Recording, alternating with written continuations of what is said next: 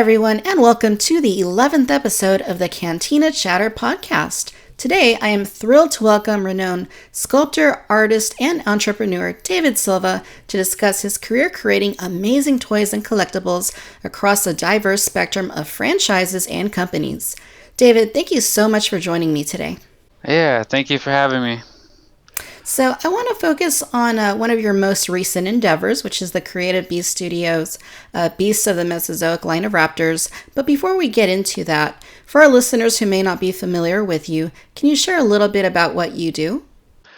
I am a sculptor in the toy industry. I've been working in the toy industry since 2005, and I started off designing toys for McFarlane Toys, and that eventually led to sculpting for them. And after that, I worked for Hasbro as a sculptor for a while, and I'm currently working for NECA as a sculptor slash designer.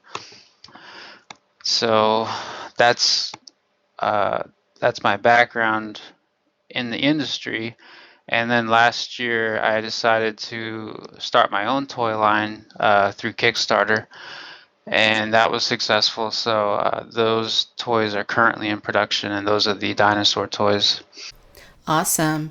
So can you tell us a little bit about what inspired you to get into sculpting and working with toys? Yeah, when I was in high school, I used to love drawing comic book characters. I was really influenced by the whole 90s comic craze, Image Comics and all that.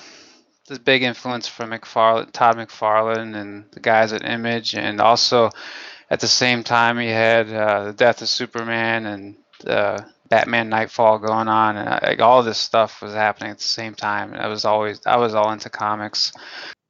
So after drawing a lot of the established characters, I also found that I enjoyed creating my own characters, and it just seemed like a natural progression to sculpt them in the round. So I would just sculpt them for fun, and eventually I had like a bunch of my own little characters that I had sculpted.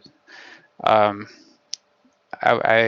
went to Savannah College of Art and Design for my education afterwards, and I studied for sequential art because I wanted to draw comics. And again, I was still sculpting on the side my own characters and just kind of doing it, thinking that I wasn't really that good at it. I was just doing it for fun. My main thing was drawing, and eventually geared my portfolio towards concept design because I like just developing characters and environments instead of actually drawing the comics. And I was still sculpting on the side, never really taking it that seriously. And I got into the toy industry based on my concept design portfolio. And I saw the stuff that McFarlane Toys was doing at the time. And I wanted to sculpt like that, but I was sure I couldn't. And eventually I was able to design for them.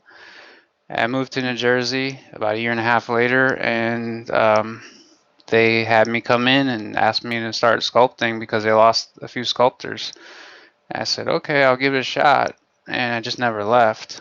So I guess I picked it up well enough that I hung in there and learned the materials, and it just kept doing it because I love doing it.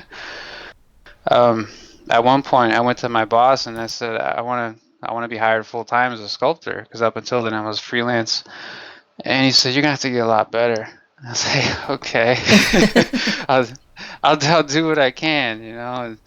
And, so I just, there were people there that I could learn from, and it was like just kind of like being thrown into the water and learning how to swim. It was quite an experience, but it worked out, and just kept moving on from there. So here I am. Yeah, that's pretty amazing. I mean, to start basically, just like you said, just jumping in and getting right down to it and working your way up. I mean, I honestly think that you're one of the greatest sculptors out there right now for toys Oh, and wow. collectibles, dinosaurs. I mean, Thanks. yeah, I mean, you do absolutely amazing work. And Thank you. yeah, that's totally one of the reasons I wanted to have you on here. Because, I mean, you have all these different lines that you've worked on. You work for all these different companies. You mentioned Hmm. McFarlane and Hasbro and NECA. Yeah. And now you have Creative Bee Studio. So, how does Hmm. it compare to work with a worldwide gigantic company like Hasbro to working with a smaller, more collected oriented company like NECA that has a far different demographic? Um, each time I changed companies, it felt at home. And when I changed from McFarlane to Hasbro, I was already a big fan of a lot of stuff they were doing. I'm a big Star Wars fan. I'm a big Transformers fan, GI Joe, all that stuff, and Marvel. They were doing all that stuff. I was into all that stuff, and I felt like this is where I need to be. It was a fun environment. I was working there in house, and they had they had a toy shop. They still have it. They have a toy shop in the actual building, and you could just go buy toys in the building, and it's just to me that was nuts. So Oh, well. I was like, I have to move here. I was like, I need to be at Hasbro, and it was a lot of fun working there, and I learned so much while I was there, especially in terms of articulation, and they used a different material to sculpt with. It was a hard wax compared to McFarlane that used a castelline. It's a little more soft. And yeah, I felt like, well, I'm into all this stuff, and I really want to work here, and I was trying to work towards that. And eventually, after working for them for about a year or so, I started realizing that I didn't really have much influence. Nobody really did because there's such a big company. There's so many people there, and I felt like I wanted to have more of a creative influence. I wanted to mean more than just a sculptor because I already knew I could design as well, but I wasn't able to do that there. And eventually, an opportunity came along at NECA through a friend of mine, former coworker at McFarlane, and he said they were looking for sculptors, and NECA was only a half an hour away from me in New Jersey. And I said, okay, I'll try it out. I was still in contact with Hasbro through doing freelance work, but I wasn't tied to them. So yeah, I went, tried out NECA, and I never left. It was a very small company, very uh, tight knit group of guys that just love toys, and the longer I work there, the more I feel like it's like a family. It's like we all contribute in multiple ways, however we can, because we love what we're doing. We love the product. We all want to see it develop in the best way possible. And I really feel good about that situation, much more so than I did at Hasbro, where it was like kind of like a big machine. It was an efficient machine, but it wasn't my place. I realized Uh-huh. NECA is, like we're all involved with everything that we do in many aspects. Like, for instance, I don't just sculpt there. I also design. I also do package art for the Kenner Predators, and I also did one of the Kenner Aliens. I write the bios for the Kenner Predators. And there's everybody there can do multiple things, and we all just contribute however we can, and it's cool. We all do great work because we love what we're doing, and I like how everybody can influence the projects that they're working on in multiple ways. I love that aspect of it. So I feel like this is a really good place for me. Yeah, that's really awesome. And I totally know where you're coming from, like working in a smaller oriented company where you have people sharing ideas and all kind of pitching in to work toward a common Hmm. goal. I used to work at a company. I'm not sure. Are you into radio control vehicles at all? Well, I was when I was a kid. I was really into that stuff. Yeah. So I worked for a company called HPI Racing, and they're one of the top dogs in terms of radio control vehicles and stuff. And it was kind of Nice. similar there.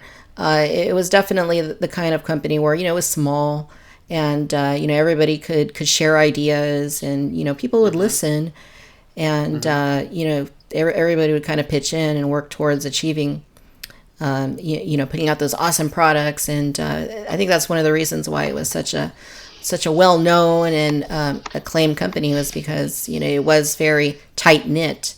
So yeah, Mm-hmm. that is really cool to hear that it's a pretty similar environment there at NECA. Yeah, sounds like it. Yeah. Yeah, it's just people believing in what they're doing no matter what field it is. I think the products always benefit from it. And sometimes the smaller groups, it's easier to achieve that.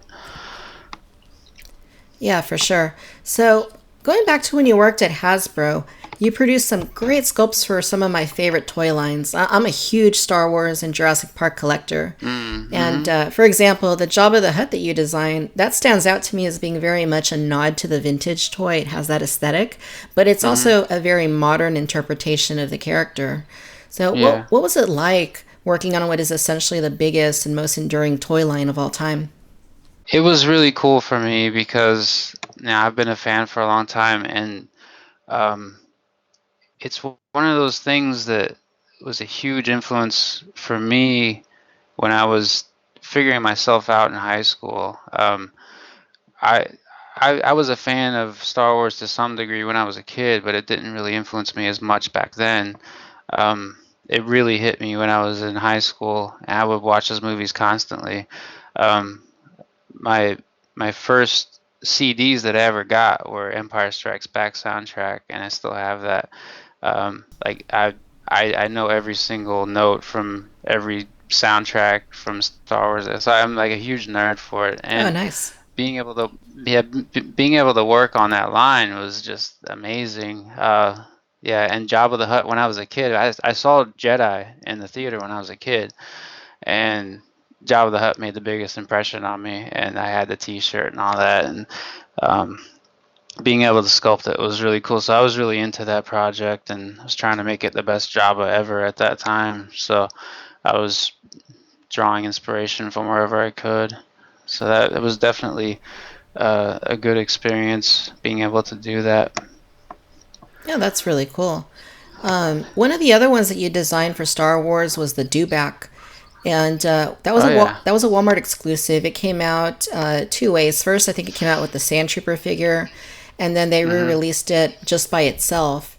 Now, Mhm. that is a kind of a controversial one for a lot of collectors, because um, especially the one that has the Sand Trooper, the design of the Dewback is based on the prequels, whereas Episode one. Yeah. yeah, Yeah. whereas since it comes with the Sand Troopers, I guess a lot of people expected they would be based more on the original Dewback. Was that something Yeah. that was that a direction you took, or was that something that was No. mandated by Hasbro?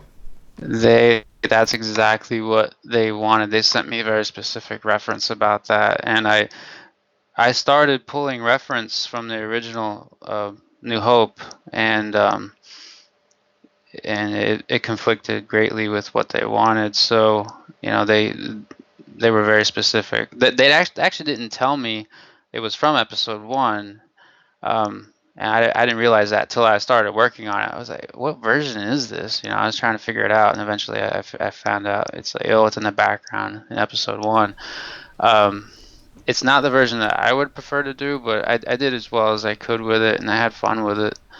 So it is one that I'm proud of. I have it on my work desk still. So Right on. yeah, I wish I could have put more articulation in it, but I get why it had to be the way it was. Um, Funny thing about that saddle, when they asked me to do that project, I had no clue how to make that saddle. I was just like, how the heck am I gonna make this? I didn't say that to them, but I figured it out eventually, just through trial and error. But it all worked out, thank goodness. Nice. Yeah, So, and go ahead. funny, just one more thing about that. The saddle, it kind of fits onto the ceratopsian that I'm sculpting right now, so I thought that was kind of neat. Oh wow. Yeah. Oh, I hope we see So some photos of that.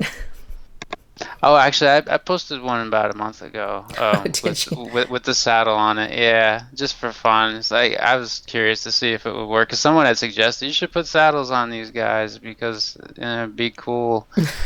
Yeah. So I tried it. It's the only saddle I had anyway, so I tried it. Yeah, it's a little tight, but it kind of works. So it's pretty cool. Nice. So Yeah. what else did you do for the Star Wars line when you were at Hasbro? I did a character called Klieg Holdfast, a pod racer that probably never appreciated in value. Uh, but it was a fun project that I got to work on. It's one of the pod Um, racers, isn't it? yeah, it's one of the. He's got horns on his head and goggles, Uh and huh. yeah, it's that was fun. I worked on several Ewoks.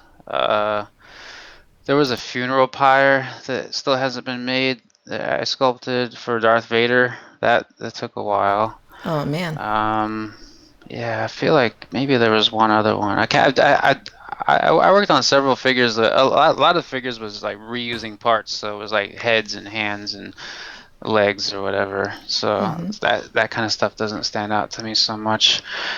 Um, but yeah, I got to work on that stuff a good bit.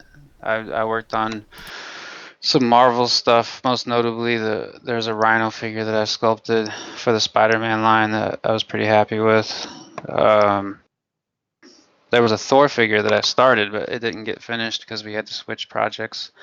Um, and then there was some random G.I. Joe stuff, but they always kept me pretty busy though. Right on. Well, that sounds like a lot of Yeah, fun. yeah, Now, yeah, it was good.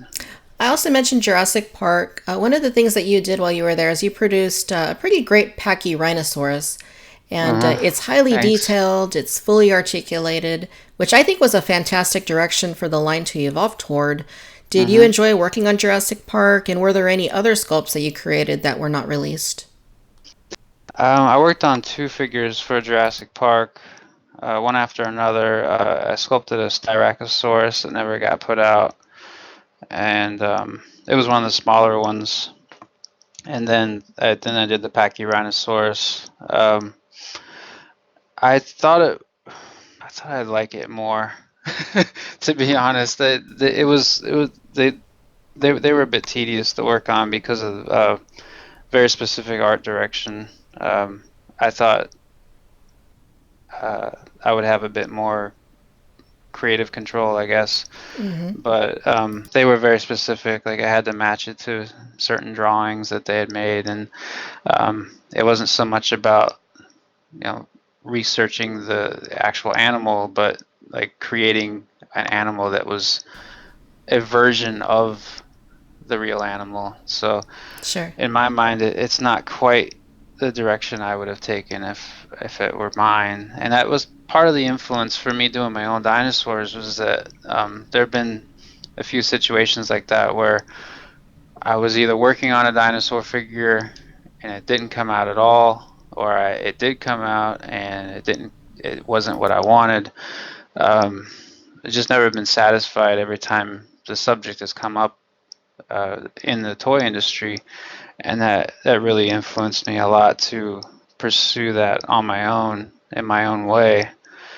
And the Jurassic Park figures I worked on were a big influence on where I ended up with the Beast of the Mesozoic. Awesome. So yeah, so that Pachyrhinosaurus, to me, when I look at it, I'm like, I can't wait to do the real one. It's on the agenda right now. So looking forward to it. Right on. No, I think I see what you mean. It's a little bit long. The head kind of, it's very much oriented toward the ground. Hmm. But nonetheless, I think that a lot of Jurassic Park fans and collectors are really drawn to that particular time frame when Hasbro was putting out some really solid Jurassic Park toys. There was that, there was the Allosaurus, and then of Hmm. course I think it was Sarah Richard that did the Carnotaurus and the Stegosaurus that were never released. Yeah, yeah, yeah. She did those. That there were several around that time that didn't get put out, and I wasn't there anymore, so I don't know what happened. But Yeah, she did a really good job on those. I saw the leaked photos of the test shots, and it's a shame that they didn't get put out. I know a lot of people wanted those. Yeah, absolutely. Like I said, I really wish it would have kept going in that direction, because once they switched to Jurassic World a couple of years ago, oh man, there were a lot of disappointed people. What was your take on those toys? I I was surprised. I felt like the direction was just completely geared towards small children, I suppose, because the quality had dropped. And I remember the worst that I saw was this 4-pack of Velociraptors at Target, and they were all missing the inner toe claw. Yeah. And I couldn't believe, like, this had to have been approved by at least 3 or 4 people. Like, how did this get by everybody? These things have no toe claws. It's like doing a T-Rex with no teeth. You know, it's like, how are you gonna sell that? So, I couldn't believe it. You know, you can say what you want about the designs or the sculpts or the features or the price, but you gotta have the toe claw on the Velociraptors. That's Sure. I can't believe that happened. Yeah. But yeah. I obviously didn't buy anything from that line, and wasn't tempted. Yeah, I reviewed those raptors on the channel a couple months before the movie came out, and Yeah. yeah, I mean the sickle claws, yeah, it was very surprising, and that's one thing a lot of people were saying, was that, I mean, these have to go through an approval process and get signed off on by Universal, perhaps. It's I would like, think so. yeah, it's like, how did this happen? And not only that, but particularly those ones, they were very like rubbery. Like when you would stand them, after a little while, they would just fall over because the plastic would start to warp. Oh, that's even worse. See, I didn't even play with them. I didn't touch them. I just saw them in the box, and I took a photo of them in the store because I was so surprised. Like, what is this? Yeah, I haven't played with any of them though. That's too bad. Well, I guess they're not doing it next time, so Yeah, they're not. we'll see That's what true. happens. Yeah. Like, I've heard through the grapevine some pretty good things about what Mattel's got cooking up, so I'm really excited to see how that's going to play out next year. Oh, that'll be interesting. Yeah, I have no doubts that it's going to somehow coincide with Dino Riders. Yeah, that would be So really we'll interesting to see. see. Well, you know, if they're doing both lines, they might as well share some toys with between the lines. I would think they would anyway, but we'll find out. Definitely. So I caught wind of the Beasts of the Mesozoic project several months before it began. You posted a thread on the Dinosaur Toy Forum, and that's how myself and a lot of people kept up with it and became familiar with Good. it. So when the Kickstarter launched, I was one of the first 100 people to back it. I think I was like 80 something. I was like, Thank you. yeah, I was absolutely excited about it. Like, dinosaur toys are definitely not rare, but highly detailed, fully articulated dinosaurs that also happen to be scientifically accurate are super rare. So what was your intent with the Beasts of the Mesozoic project? Well, I'm very familiar with action figures in general. I have a huge collection. I'm into all kinds of stuff, and I genuinely love toys. I love collecting toys. I love playing with them. I love seeing how they're put together. I love seeing the progression of how these companies innovate toys, and there's been so many advancements since I was a kid, for all kinds of different types of toys, everything from superheroes to robots. Um, like, it's insane some of the stuff that they can mass produce nowadays. And now I collect a little bit of everything. I collect lower end, high end, and everything in between. So I see pretty much everything that's out there. And there's the one thing that's always lacking are not just dinosaur toys, but animal toys. You know, it's like you hardly ever get a well detailed, well articulated animal toy. It's like it just doesn't exist really. Every once in a while, you might get some sort of animal toy that comes with a a character, like some sort of superhero or whatever, or GI Joe or whatever. But even those are usually lacking somehow. So that the whole market for people that want really good animal toys is not being fulfilled. It's you have your Safari and your Papo and your Schleich, and they're just basically stiff plastic figures. Some of them look nice, but you can't really move them around. Right. And that's how it's been for as long as I can remember. They haven't changed hardly at all, except for maybe a jaw articulation here and there, and that's it. And it just baffles me that the rest of the toy industry has come so far since I was a kid.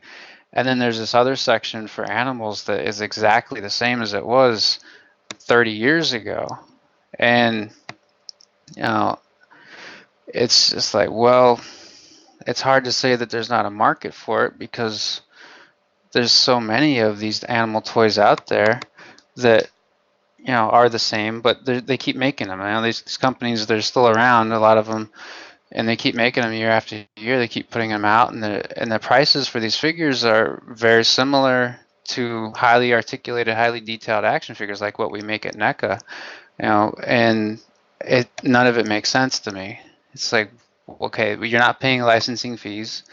You usually don't have any packaging for your animal toys, your dinosaur toys, and there's no articulation. The paint is usually pretty simple. You're charging $20 for a T-Rex, and you can buy a super detailed NECA Predator for less than that. It's like, how does that make any sense? Right. And I guess unless I actually talked to somebody from one of those companies, I wouldn't have any perspective on it. So I'm just assuming that it doesn't make sense. I can't make sense of it. So I want to see the animal toys progress in the same direction as all the other ones. And I've had a huge interest in animals in general, natural history, animal anatomy, all that stuff. I've been into that stuff ever since I started art school, and just fascinated by it. So I feel like, well, why not put it out there? Why not? And why not start with dinosaurs, since everybody loves dinosaurs. I love dinosaurs. So it's just a genuine interest, a genuine gap that I felt like needed to be filled. And I'm only one person, so I can't do a whole lot, and I'm only doing it when I'm not at work. So I'm trying to find the time to make it happen and get the ball rolling. But I believe it's a good idea, so I do what I can to make it work. So hopefully others will be influenced to help with that sort of thing, whether it be companies or individuals. I just hope that I can get something started and create a bigger market for higher end animal toys and dinosaur toys, things like that.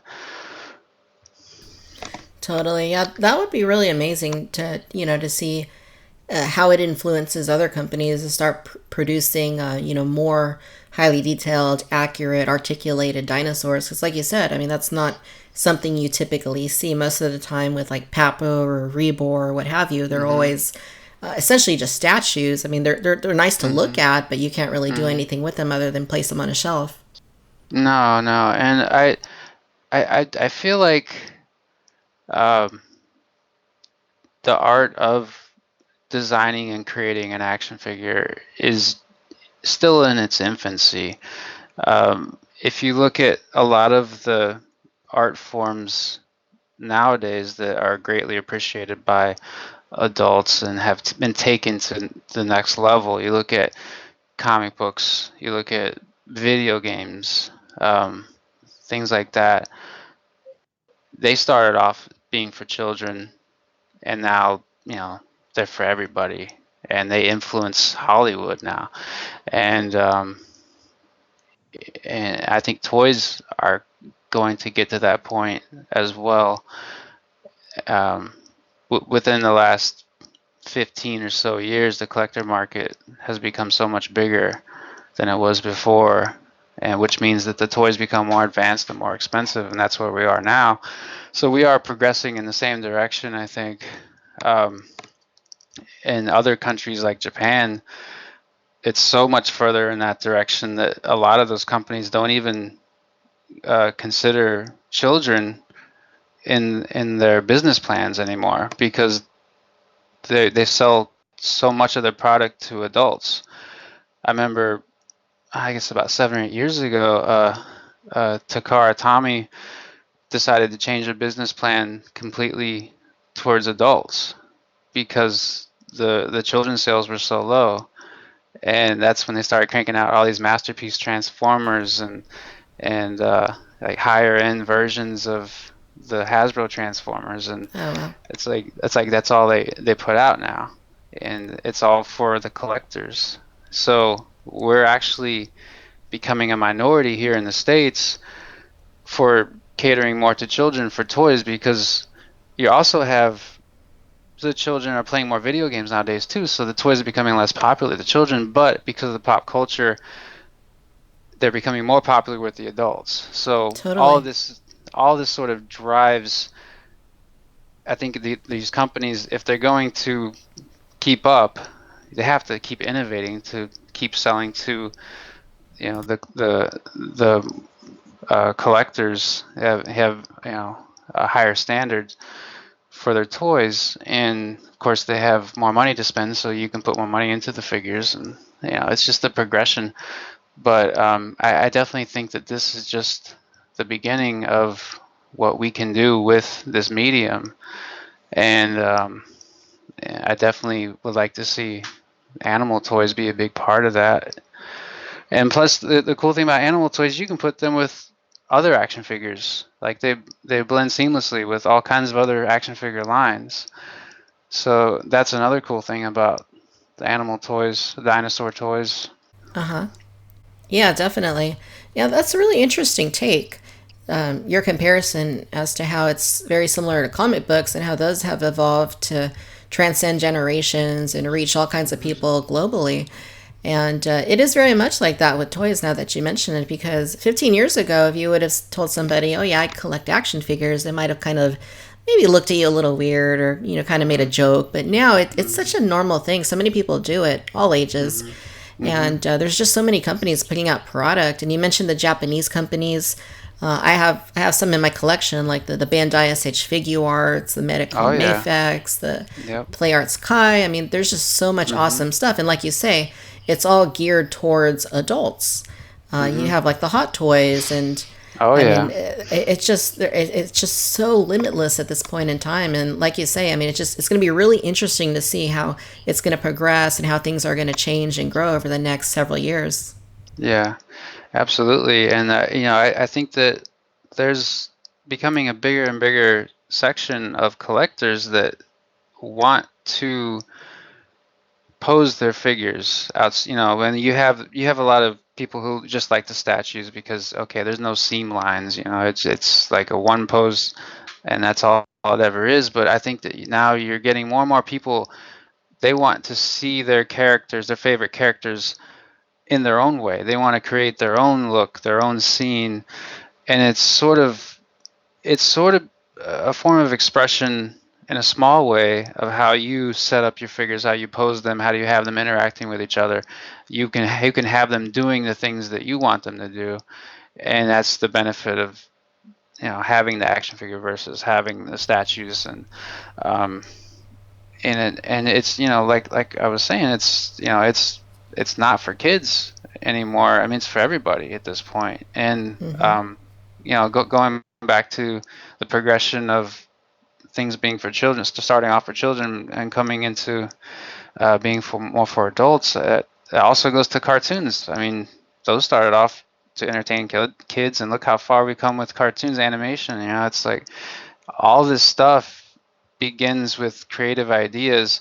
To me, this is the three-dimensional version of these creative expressions, and it's really exciting to to be around right now, you know. And I feel like I'm rambling because I'm so excited about this topic, but you know, it's like there was this renaissance in the 80s for toys, and it was a time when they lifted the ban of not being able to have toys represented in cartoons, and it just opened this floodgate of creativity. Everybody was creating their brand new lines. Some of them failed, some of them went big, and the ones that went big are still around now. And people like myself, probably people like you probably grew up in the 80s too, right? Yeah, late 80s, more of a 90s kid, but yeah, I Okay, have yeah, some. yeah, and well, all around that time, it was like there was like every year there was a new thing. Every year, like Ninja Turtles or whatever. Uh-huh. And after a certain point, that stuff became so big that uh, things weren't being created so often. They were just getting redone and rehashed and repackaged. But there's like 10 or 15 year period in there where like every year there was something new. And if you grew up around that time, I think it influences creativity. Like you get used to, okay, that's how it's supposed to be. And I think for me, it kind of stuck with me. It's like it's fun to see these things progress and develop. And so you have this generation now who's influencing the entertainment industry, now that the toy industry, comics, whatever. And I think that gradually there's becoming more of these independents coming up. It's like, hey, I have an idea, and now we have Kickstarters, so or other crowdfunding platforms. But this is the whole toy thing. I think can benefit from people that grew up in the 80s and kind of bringing that mentality to it. And we'll see what happens. So. Yeah, definitely. And like you say, I mean, for so many of us that grew up during those that era, there were so many toys being produced by Kenner, and you had like just going back. I mean, back during that time, you had like you said, Ninja Turtles. There was Ghostbusters. There was Swamp Thing, and I mean, Yeah. gosh, so many others. And that's one of the few things that I haven't outgrown is toys, and it's kind of stuck with me my entire life. So it is really interesting to see how things are progressing and evolving. And I think that's probably why quite a few people have been kind of upset with, going back to Hasbro with the Star Wars. Like a lot of the figures, they've kind of devolved to be back to 5 point of articulation once again. Right. Yeah. Yeah. I'm one of the people that wasn't happy about to actually stop collecting at scale. But the trade-off, I think, is that they're doing the 6-inch Black Series, which is something that I think a lot of collectors really love. I know that me and pretty much everybody I work with collect those.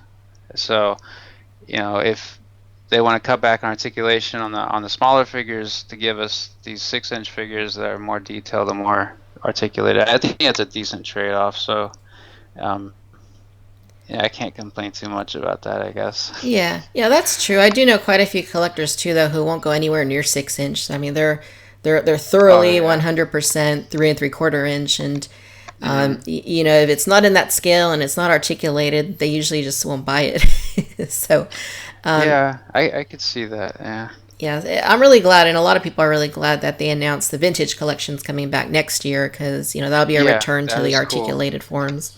Yeah, and those they're packaged so nicely. You don't even have to open them to appreciate them because they just look nice. Yeah. Yeah, there's absolutely nothing like a vintage aesthetic, whether it be for Star Wars or you look at the Jurassic Park packaging, which is just so classic with the palm trees and the sunset.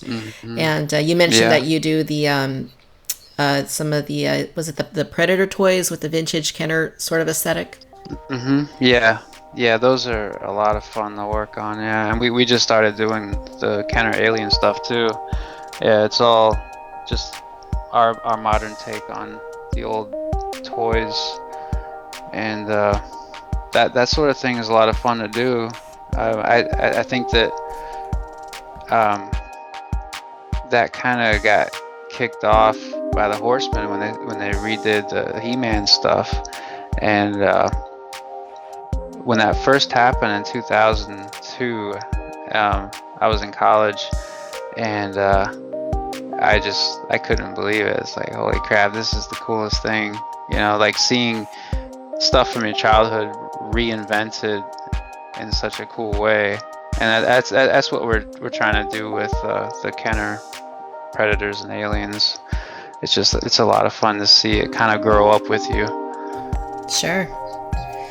Yeah, lots of nostalgia there for sure. So, Yeah. Your Beast of the Mesozoic project, it's been an incredible success, and you set up numerous stretch goals, which a lot of people were really excited about. But a lot of us, like I was kind of like, well, are they actually going to get to some of these? And amazingly, all of them were hits. Yeah. I mean, it's been an amazingly successful project. Did any of that come as a surprise to you? Yeah. I was totally unprepared. I went into this with 3 prototypes, and I was gonna be pretty happy if I was able to make 3 figures.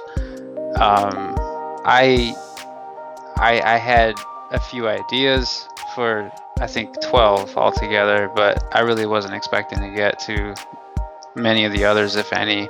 I mean, my goal was 125,000. It's a ridiculous amount of money, and it's completely necessary to make toys. It's so expensive to make toys, but just as far as a number goes, it's like, I'm gonna be real lucky to get this, so I'm not gonna get my hopes up too much. And day 12, I hit the goal, and it's like, okay, well, we got to start rolling out the stretch goal ideas now, and kept hitting those too. And lucky for me, Jonathan Quo, the artist that was doing the package art, was able to get all the package art done for the main rafters during the campaign. That was a huge help, because it helped me give people an idea of what these things can look like without actually having to make prototypes. Between that and my concept art, I think it gave a fairly good idea. So that helped a lot. And then, we hit those, I don't know, within another week or two, and we still had I think a couple weeks left. And okay, we have 12 raptors, and there's still time left. So what am I gonna do? So I want to keep the momentum going, and I'm thinking, okay, well, it'd be cool to have some accessory packs, and people have been asking for baby raptors, so we can do those, and things like that. People have been asking for, hey, can you make some that are unpainted so I can paint my own? Say, okay, well, I can do one better and give you optional parts to go with it too. So we had to build the raptors, and it just there were just a lot of ideas happening at that time, and I would draw them out, post them up, and we met everything.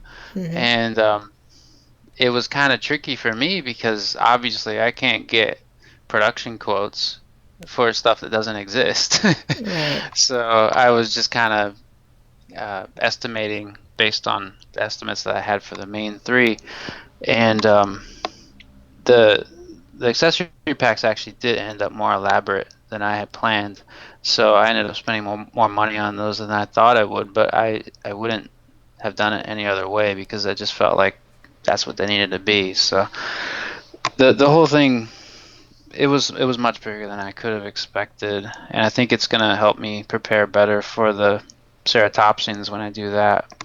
So it was all a good experience. I went into it completely expecting to make mistakes and to learn from the mistakes, and just basically treat the whole situation like an education for the next the next series and the series after that. Yeah, sure thing. And that's one of the really cool things about this line, is that it is very expansive, and you can have just the raptors, which is really awesome, but if you want to get the nestlings, if you want to get the environment packs, which are absolutely gorgeous, you can do all that. You can go all out and make a little diorama, which I think makes it a lot of fun, very versatile, and lots of playability. Oh yeah, absolutely. And I love how they're turning out in production too, and especially the interchangeability. I haven't even shown this very much in the videos yet, but there's a lot of interchangeability with the posing rods. As far as changing out clips, all of the clips and the rods are all interchangeable with all the bases. It's like you can set them up in all different ways. Like there's the long jumping rods. You can have them jumping in the air. You can have the Microraptor flying in the air, stuff like that. Or you can have uh, the large raptors attached to the smaller stands, so they're just like jumping, like hovering off the ground and like just leaping forward. It's like I was playing with all this stuff when I was in China because I had a lot of the parts there, and I was like, this is pretty fun. So I guess I was doing pretty good because I was entertaining myself with my own toys out there. Yeah, that's awesome. Yeah, Yeah. so much versatility and playability there, and I think that I'm really eager to get these on the channel and get them reviewed because I think I'm gonna have so much fun and spend a lot of time like photographing these and posing them, Yeah. and it's gonna be a lot of fun. I'm really looking forward to receiving these. Yeah, yeah, yeah. I hope that a lot of people, when they get them, will post them on, the whatever social media they're on, do reviews and all that, and because that can only help get the word out about it, and because there's still a lot of people that don't know that this exists. There's still a lot of people that probably be interested, but I just haven't reached them yet. I'm always trying to reach more people, so and there's only so much I can do, from my home. Sure. So but yeah, when people like yourself and others that tell other people about it, I mean that's huge. That's been a big part of the success of people spreading the word. Is just I wouldn't be able to do it if it weren't for that. So yeah, I definitely look forward to any reviews that people might put up. Yeah, totally. It's going to be really exciting. And one of the other things that I love is that you regularly update your backers on social media and through email. And I'm really Hmm. excited every time one of your emails comes in because I'm looking forward to seeing what the next step is in this whole process. Yeah, And yeah. what's also really cool is that you take feedback that people post on Facebook and online and stuff, and like the Hmm. lips on the raptors and just little Hmm. details. Like I don't know nearly as much as a lot of the people that provide you this feedback know, but Right. it's really cool to see Yeah. that you take their feedback and you make adjustments and you make changes to incorporate these ideas. Yeah, I want to make it about the product. I want to make it about making the product as best as I can, and I can't limit myself to what I know because there's people that are a part of this project that know stuff that I don't know, and I wouldn't call myself an expert on the subject. I feel like I know a good bit about it, but there's always going to be stuff that I'm not aware of. So when people make suggestions or say something looks wrong, I always consider what they're saying, and I'll look into it, and if I feel like they're right, and I'll adjust it. I'm fine with that, and I actually appreciate that when people constructively criticize what I'm doing because in the end everybody benefits. So I think this really is beyond simple crowdfunding at this point. People are actually helping make the product better with their suggestions as well. So people are involved, and um, it's a really neat thing. It's like we're all part of the same team, and we're all kind of making this happen in different ways. So it's neat to have that kind of support. I like that. Sure, totally. And one of the coolest things I think about this line is that the colors of the raptors, I mean, they're just so colorful and there's so many different designs. And I think it's awesome how each one has inspiration from a real existing bird and uses that for the basis of the paint scheme on pretty much all of the raptors. Hmm. How did you come across that, or what inspired you to take that approach for the coloration? Um, I'm not really sure. It was kind of like it was a natural decision. Like I said before, I'm a huge fan of animals. I love natural history. I love watching documentaries. I love going to the zoo and natural history museum. Like I'm fascinated by evolution and adaptation, and it seemed like it would be a cool idea to sort of match these dinosaurs that are bird-like with contemporary counterparts that lived in similar environments. Um, it turned out to be pretty successful as far as like the overall design of each one is probably better than if I had just randomly come up with colors and patterns myself, because it actually feels like there's a meaning to it somehow, like some, because this does function in nature, and that probability of them actually looking that way is pretty low, but maybe it was something similar to what we've already seen, nowadays. So it was just one of those things that it just kind of felt like a natural idea to go in that direction. I really just want these figures to glorify natural history and what animals are all about. Awesome. So you're now working on the second phase of the Beasts of the Mesozoic line, which is the ceratopsians. Now, everything I've Hmm. seen so far seems to indicate that it's going to be as great as the raptors. When can we expect to see those come out? My initial plan was to do two Kickstarters next year, because there were so many ceratopsians that I wanted to do. I had to split it up into two sections, so I decided to split it up into centrosaurines, which is like your styracosaurs and your pachyrhinosaurs, your what else? There's a ton of them, uh, but the basically it's like one half of the ceratopsians, and then you have the other Uh, half, probably more well-known half, because the chasmosaurines, they have the triceratops, and that would be the second part. But in addition to that, I also wanted to do some protoceratops species, and Psittacosaurus, things like that, some of the smaller ones, and put those in scale with the Velociraptor and all the other raptors that I did. So you have essentially an expansion of the raptor line, but at the same time you're getting an all new ceratopsian line in a separate scale, which would be 1/18th scale. So it would be in scale with your 3 3/4 figures. So initially I was thinking I'd do two next year, but I got a lot of feedback from people saying it would be better if I did one per year, because it helps people budget better and they're able to buy more figures that way. So sure.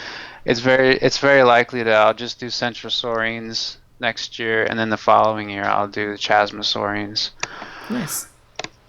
Yeah, I think that would probably work out better for me too, because that's a lot of sculpting. Oh, So yeah. sometimes I overestimate my ability to be productive. So it would probably turn out that way anyway, to be honest. Nice. So after that, do you anticipate that you might keep the line going, maybe with sauropods or tyrannosaurs? I definitely want to do tyrannosaurs after all the ceratopsians are done, and Cool. that I think a lot of people are looking forward to. They've been asking for tyrannosaurs for a while now, and I feel like I want to do a progression towards that.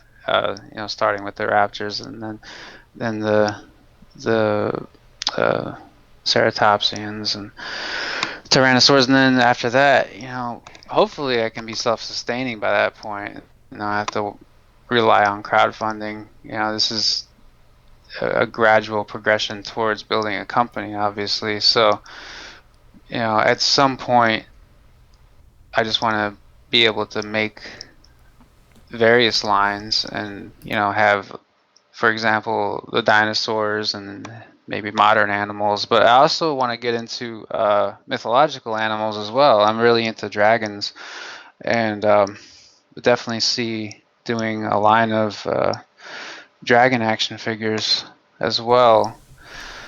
So, the sky is really the limit as far as what I could do with this concept. Um, and we just see what happens. Sure. Yeah, that'd be really interesting to see mythological creatures. And have you heard of the company Creature Replica? Yeah, yeah. Like that, I wasn't really like, I mean, I didn't realize until I started seeing those that mythological or, paranormal type creatures, cryptids weren't something that really existed. But then when these guys started putting out those awesome figures, I had to buy a couple. I was like, this isn't my usual thing, but they're pretty cool. Yeah, yeah. I mean, it's really it really comes down to the concept design, I think. I mean, like my approach would be to have it go directly with any of the animal stuff that I was doing, because my approach to the dragons that I've done so far is to treat them like real animals and design them in ways that they would be adapted to their environments. Not so much like a fantasy take, but more of a natural history take on dragons. I feel like that's, to me, is more intriguing, because you can more believe that they exist. You look at it and you think, okay, I could see that happening. And I think that's a pretty exciting way to go. Yeah, that could be really interesting potentially. Yeah, there's there's a couple of dragons that I did as statues within the past 6 or 7 years, and I completely based those off of natural history, just trying to make them look like they're feasible. So that's definitely a direction that I like to go in for that sort of thing. That's really awesome. Well, David, is there anything else that you would like to share with our listeners? If they're not already on board with Beasts of the Mesozoic, I would highly suggest they check it out. So, because we could always use more supporters, more people sharing it, all that. So, always trying to reach more people. In the meantime, I'm just gonna keep cranking, just keep trying to make stuff. Awesome. Well, hey, David, it's been an absolute pleasure having you on the show. Thank you so much for taking the time to chat with us, and I wish you much continued success with your future projects. Yeah, thank you. Thank you for having me. Absolutely. Now, if our listeners wish to look you up online, where can they find you? I have a website called creative-beast.com, and you can go on there and you can see the model kits that I have available. There's galleries of my work, my personal work and my professional work. It's not been updated because I need to do a redo of this site. I can't really add anything to it right now, but there's a lot of stuff on there if they want to check that out. If you want to look for current updates, I would suggest going to my Facebook page at Creative Beast Studio, as I update that at least 5 times a week if I can, if not more. I also have a Twitter at Beast Sculpt Kit, and I'm also on Instagram at Creative Beast Studio, all one word. And that's about it. I have stuff in all those places. If you just picked one, I would go to the Facebook page though, because there's, I'm always on there. So yeah, it's a good place to be. The Kickstarter page, I mean, I always try to stay on top of the updates. I try to update once or twice a month, and those are usually pretty thorough updates. If anybody wants to see the current status of the project, I would suggest going to the Beast of the Mesozoic Kickstarter page. So yeah, that's about it. Excellent. All right, my friends, that'll do it for this 11th episode of the Cantina Chatter Podcast. Thanks again to David Silva for taking the time to visit with us. Be sure to check out his awesome Beasts of the Mesozoic line. I will throw some links down below. If you enjoyed this podcast, be sure to rate us 5 stars on iTunes. If you haven't already, please subscribe. As always, I'd like to thank you for tuning in to Victoria's Cantina. Until next time, bye-bye.